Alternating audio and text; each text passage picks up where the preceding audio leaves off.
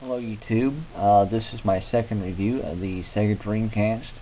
In this review I am going to do a review of the software version. This is the software and pretty much the features of the Sega Dreamcast. I'm going to power on the Dreamcast and show you some stuff. Now, one thing about the Dreamcast, when you power it on, it has only basically one startup mode.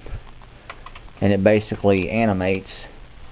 I don't know if you can kind of see it there. Well, it don't animate. It works just like the Saturn. But anyway, it goes to the menu, and you can see that this is a pretty colorful menu. This is pretty graphical, and it has file settings, music, and play. And you can play audio CDs on this, just like the Saturn. Now, this won't play video CDs though, like the Saturn, and a lot of people ask, does it play DVDs? And no, it don't actually.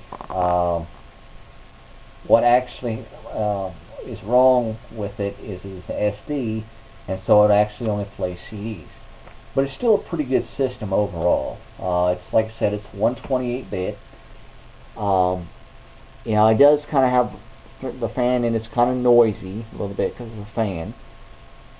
But it really isn't that bad, noise-wise.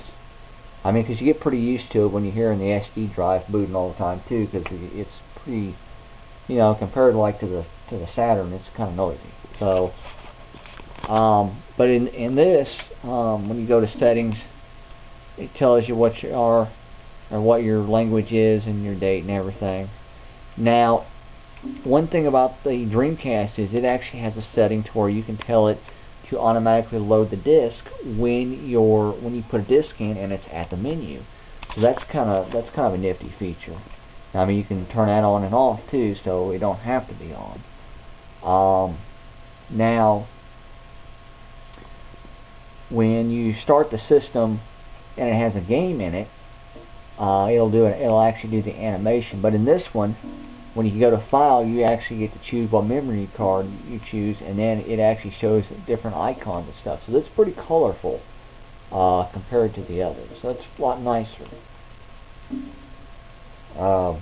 As you can see, my memory card's pretty full, and now I'm going to shut it off and show you. Also, I want to point one other thing out. When it's on, you notice the light is orange. So this is definitely a US model. Now, as I power it on, you notice this time the drive door is closed.